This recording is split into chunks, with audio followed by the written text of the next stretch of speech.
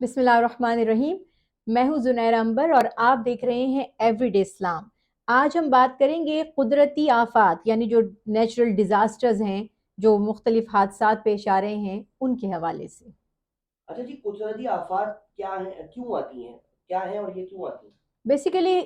دنیا میں انسان دو طرح کی چیزوں سے نقصان اٹھاتا ہے، ایک خود کسی انسان سے ہی، اور ایک مختلف جو آفات یا حادثات جنہیں ہم کہتے ہیں ڈیزاسٹرز، مثلا سیلاب ہو سکتا ہے، زلزلہ ہو سکتا ہے، کوئی وبائی امراض ہو سکتے ہیں،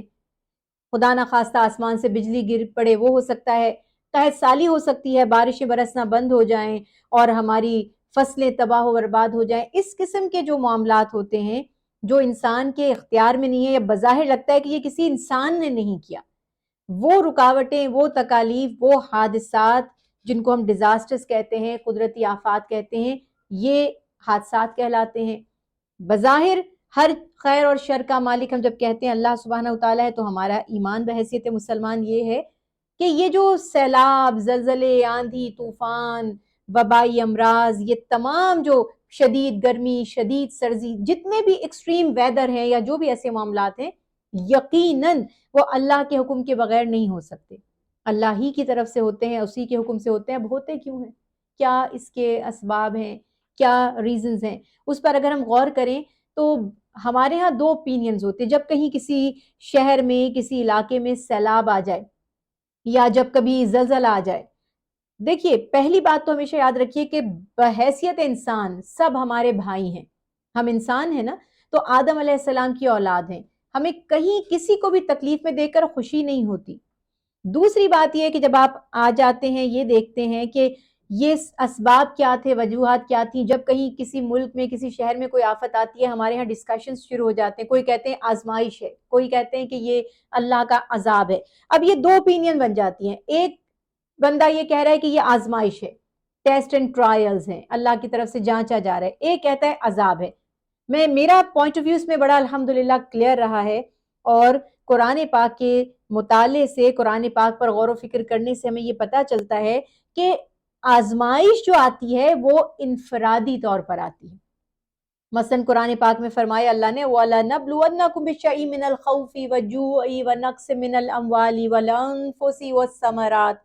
وَبَشِّرِ الصَّابِرِينَ الَّذِينَ إِذَا أَصَابَتْهُم مُّصِیبَةٌ قَالُوا إِنَّ لِلَّهِ وَإِنَّا إِلَیْهِ رَاجِعُونَ۔ اللہ تعالیٰ فرما رہے ہیں آزماؤں گا ہر ایک شخص کو، کسی کو بھوک سے، کسی کو خوف سے، کسی کو پھلوں کی کمی سے، کسی کو جانوں سے۔ پھر جو اس آزمائش میں ثابت قدم رہا، جس نے شکوہ نہیں کیا، شکایت نہیں کی، جو ٹریک سے ہٹا نہیں، جو نیگیٹو بیہیویئر کی طرف نہیں گیا، تو فرمایا جس نے صبر کیا اور یہ کہا کہ ہم اللہ ہی کے لیے ہیں اور ہمیں اللہ ہی کی طرف لوٹ کر جانا ہے، یعنی یہ سب ہمارے امتحان ہیں، ہمیں اس کا صلہ دنیا اور آخرت میں ضرور ملے گا، تو یہی ہدایت یافتہ ہیں۔ اب جب بات آتی ہے آفتوں کی، ڈیزاسٹرز کی، سیلاب کی، آندھی کی، طوفان کی، پورے قرآن پاک میں 114 صورتیں ہیں، آپ ڈیٹیل سے پڑھ کے دیکھیے کہ قومیں جب نافرمانی کیا کرتی تھیں اللہ کی، اللہ کے نبیوں کی، جب وہ حدود کو توڑتی تھیں، جب وہ فطرت کے قوانین کو بدلنے کی کوشش کرتی تھیں، جب وہ اپنی جان پر زیادتی کرتی تھیں، تو اس کے رزلٹ پر، یعنی یہ پنشمنٹ تھی، یہ ناراضگی تھی اللہ کی کہ ان قوموں پر عذاب آئے کرتے تھے۔ تو یہ سلسلہ آج بھی ہے اور یہ قیامت تک جاری رہے گا کہ مختلف زمین کے حصوں سے اللہ سبحانہ وتعالی ہمیں تاکہ ہم عبرت حاصل کریں، اور اللہ قرآن پاک میں فرماتے ہیں کہ جب ہم تمہیں کسی مصیبت میں گرفتار کرتے ہیں، یعنی یہ جو آفتیں آتی ہیں، ڈیزاسٹرز آتے ہیں، اس لیے کرتے ہیں کہ تم گڑ گڑاؤ،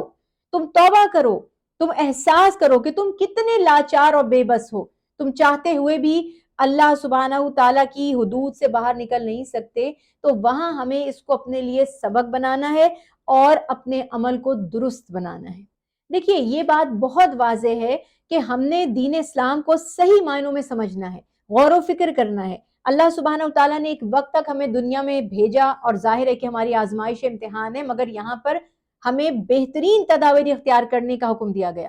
ہمیں اپنے زندگی کو بہتر سے بہتر بنانے کا حکم دیا گیا، اور اس کی دلیل ہماری یہ دعا ہوتی ہے جو ہم ہر روز کرتے ہیں، ربنا آتینا فی الدنیا حسنۃ وفی الآخرۃ حسنۃ، کہ اللہ مجھے دنیا کی بھی ہر بہترین چیز عطا فرما دیجئے اور آخرت کی بھی ہر بہترین چیز عطا فرما دیجئے۔ بات یہ ہے کہ یہ جو مصیبتیں ہم پر آتی ہیں یا ڈیزاسٹرز آتے ہیں،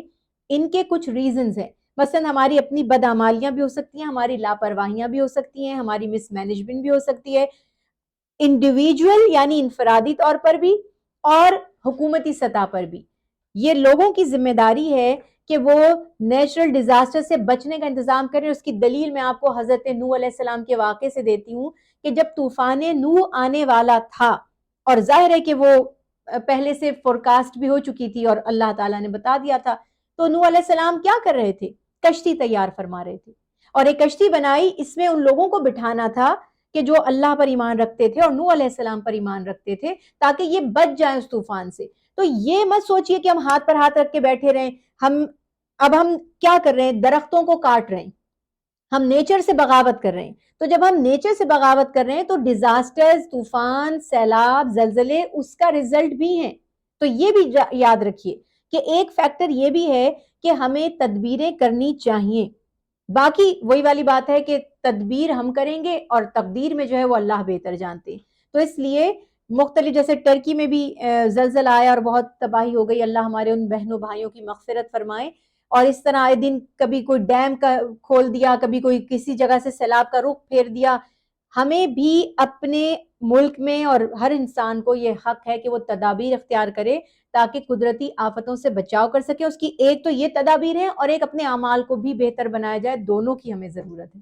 حضرت یونس علیہ السلام نے جب اپنی قوم کو تبلیغ فرمائی تو قوم نے انکار کر دیا حق کو سمجھنے سے, اور حضرت یونس علیہ السلام یہ فرما کر چلے گئے کہ اب اللہ کا تم پر عذاب آئے گا. جیسے یونس علیہ السلام اپنی قوم سے جدا ہوئے تو قوم نے سمجھ لیا کہ جب انبیاء ہمیں چھوڑ کر چلے جاتے ہیں, یعنی ایک پیٹرن تھا, یہ طریقہ تھا کہ نبی جب قوم سے جدا ہو جاتے ہیں تبلیغ کر کر کے مستقل ایک ٹائم تک, تو اب اللہ کا عذاب آتا ہے. وہ سارے مرد, عورتیں, بوڑھے, بچے, جوان نکل آئے میدان میں, اور وہاں انہوں نے گریہ کیا, روئے اور بہت اللہ سے توبہ کی اور معافی مانگی, تو اللہ نے وہ عذاب ان پر سے ٹال دیا. تو دو باتیں یہاں سے واضح ہوئیں کہ ایک تو استغفار کرنا, اللہ سے اپنے گناہوں کی معافی مانگنا عذابوں کو ٹال دیتا ہے. یہ تعلیمات مصطفیٰ صلی اللہ علیہ وسلم سے بھی ہمیں واضح احکامات ملتے ہیں کہ توبہ اور استغفار بلاؤں کو, عذابوں کو اور مصیبتوں کو ٹالنے کا سبب بنتا ہے. دوسرا, لا الہ الا انت سبحانک انی کنت من الظالمین. یونس علیہ السلام کی جو پیاری دعا ہے, بڑی سے بڑی آفت کا رخ یہ پھیر دیتی ہے. تو بس یہی عرض کروں گی کہ اللہ سے دعا کرتے رہیں,